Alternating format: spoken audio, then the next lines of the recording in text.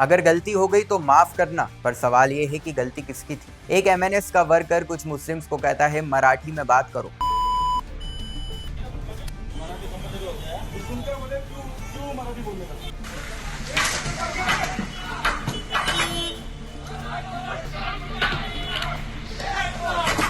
ये कौन सा तरीका है देखने का। थोड़ी देर बाद वही वर्कर मीडिया के सामने हाथ जोड़कर माफी मांगता है। आयरनिक बात ये है कि ये वही एमएनएस है जिसके वर्कर्स लोगों को सिर्फ इसलिए पीटते हैं क्योंकि वो महाराष्ट्र में मराठी नहीं बोलते। एटीट्यूड से बात नहीं कर रहा हूँ मैं एटीट्यूड से बात नहीं कर रहा हूँ।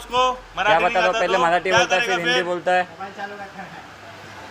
पता है क्या मैं कौन है पता है मैं मनसे का अध्यक्ष है, मैं नवी मुंबई का। नहीं आता मराठी, क्या नहीं आता है ना, ठीक है, ये बात याद रखूंगा। इथे राहायचं ना तर मराठी शिकायचं। मराठी बोल, ही माफी मागतो, मराठी माणसाची माफी मागतोय बोल, मराठी माणसाची। और ये कोई पहली बार नहीं हुआ। आपने पिछले कई सालों में ऐसे कई वीडियोस देखे होंगे जहां लोगों के साथ बदतमीजी सिर्फ इसलिए की गई क्योंकि उन्होंने हिंदी या किसी और लैंग्वेज में बात की। आज राज ठाकरे की एमएनएस और उद्धव ठाकरे की शिवसेना जो कभी एक दूसरे के खिलाफ थे, ये सोच भी नहीं सकते कि एक ना एक दिन आप वापस जाओगे शिवसेना में। तुम जाओगे? जा सकता हूँ, कौन जा दो, तुम जाओ। मैं नहीं जाऊंगा। नहीं जाओगे, कभी नहीं जाओगे। वो भी एक हो गए हैं। क्यों? क्योंकि एजेंडा एक है, महाराष्ट्र में सिर्फ मराठी। संजयजी राऊत इकडे उपस्थित आहे, त्यांनी इथे यावं।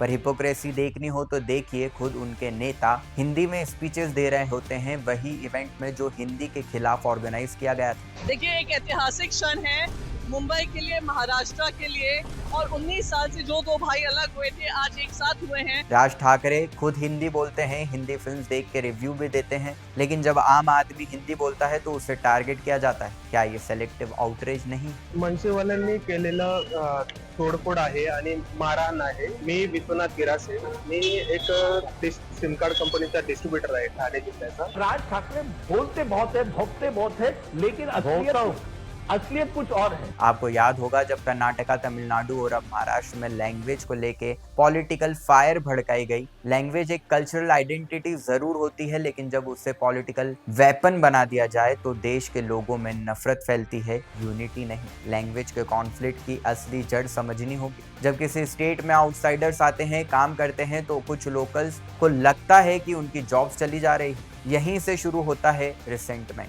और सबसे आसान तरीका आउटसाइडर पे लेबल लगाने का होता है उसकी बोली। अगर वो लोकल लैंग्वेज नहीं बोलता तो उसे बाहर वाला कह दिया जाता है। तभी ये डिमांड उठती है कि यहाँ रहना है तो मराठी बोलना होगा, कन्नड़ बोलना होगा, तमिल बोलना होगा, नहीं तो वापस चले जाओ। ये फियर, ये इनसिक्योरिटी, ये आइडेंटिटी क्राइसिस, इसी के ऊपर पॉलिटिक्स चलती है। पॉलिटिशियंस जानते हैं कि लोग इमोशनल हैं अपनी भाषा को लेके, तो वो उनके इमोशंस के साथ खेलते हैं। रिजर्वेशन का इशू हो या जॉब सिक्योरिटी का, सब कुछ लैंग्वेज के नाम पे डाइवर्ट कर दिया जाता है। लेकिन हर स्टोरी के दो पहलू होते हैं। लोकल आदमी के लिए अगर कोई आउटसाइडर उसकी लैंग्वेज में बात करता है तो नेचुरली एक अपनापन फील होता है, लेकिन अगर आउटसाइडर एरोगेंस दिखाए कि मैं तो अपनी लैंग्वेज ही बोलूंगा तो कॉन्फ्लिक्ट होना लाजमी। वहीं अगर आउटसाइडर पोलाइटली कहे कि मैं सीखने की कोशिश कर रहा हूं तो एक्सेप्टेंस मिलता है। प्रॉब्लम तब होती है जब नफरत, मारपीट और ह्यूमिलिएशन का रास्ता चुना जाता है।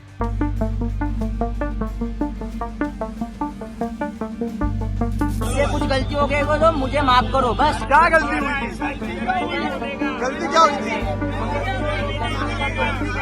और सबसे बड़ी हिपोक्रेसी तब होती है जब जो लीडर दूसरों को लोकल भाषा बोलने के लिए धमकाते हैं वो खुद हिंदी में इंटरव्यूज देते हैं, हिंदी फिल्म्स देखते हैं और हिंदी में ही पॉलिटिक्स करते हैं।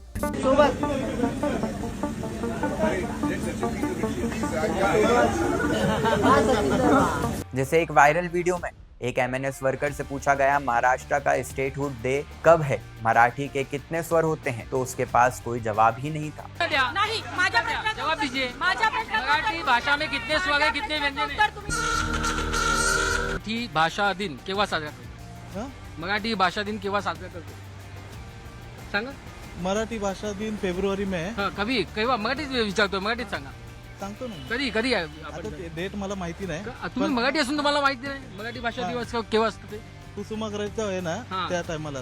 कुठल्या डेट कशा?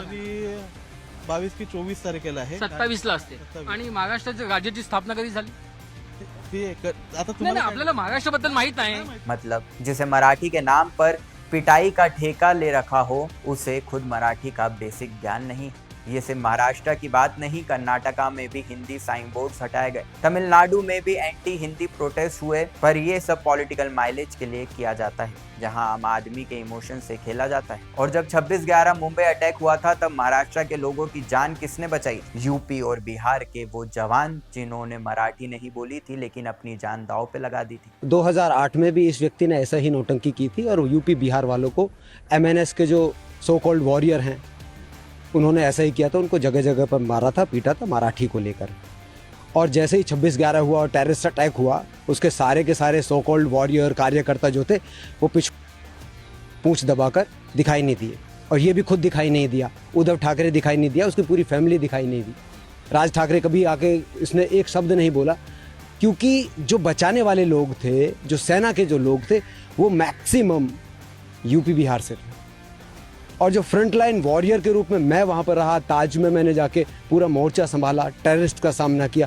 मैं खुद यूपी से हूँ और चौधरी साहब के गांव से हूँ, 5वें प्रधानमंत्री जो रहे वो मेरे गांव से हैं। आप लैंग्वेज की इज्जत चाहते हो, बिल्कुल जरूरी है, पर इज्जत इम्पोज करने से नहीं, इंस्पायर करने से मिलती है। आउटसाइडर्स को भी ये समझना चाहिए कि अगर वो किसी स्टेट में सेटल्ड हैं, उस भाषा को सीखना उनका फर्ज है। ये कल्चर का रेस्पेक्ट है, एक तरह का ट्रिब्यूट है उस धरती को जहां आप रोजी रोटी कमा रहे। और लोकल्स को भी ये समझना होगा कि हर आउटसाइडर एनिमी नहीं होता, हर कोई एरोगेंट नहीं होता, सबको एक मौका मिलना चाहिए। अगर हम हर स्टेट में ये रूल बनाएंगे कि सिर्फ लोकल भाषा में बात करो, नहीं तो निकाल दिए जाओगे, तो एक दिन ऐसा आएगा कि कोई सोल्जर कहेगा मैं तो मराठी नहीं बोलता, महाराष्ट्र में अटैक हुआ तो मैं लोगों को बचाने नहीं जाऊंगा। आपने कितने विकास के कार्य किए मुझे एक भी बता दो। पूरा का पूरा जो MNS ने आज तक कोई भी विकास का कार्य किया हो बता दो। राज ठाकरे ने कुछ भी, पूरी लिस्ट मुझे दे दो, मैं पूरी लिस्ट उसकी दिखा सकता हूँ। आज तक एक भी काम उसने देश के लिए नहीं किया है, सिर्फ और सिर्फ पार्टी और अपना अपना उसने किया है। सोचो जरा फिर देश का क्या होगा। समाधान एक ही है, म्यूचुअल रिस्पेक्ट। भाषा इंपोज मत करो, समझाओ। सीखने वाले को एनकरेज करो, ना सीखने वाले एरोगेंट हो, ना सिखाने वाले अटैकर बने। और हाँ, अगर इस वीडियो में मैंने कुछ गलत बोला हो या आपको किसी बात से तकलीफ हो तो आप कमेंट करके मुझे बता सकते हैं, लेकिन सोच समझ के, लॉजिक और ह्यूमैनिटी के साथ।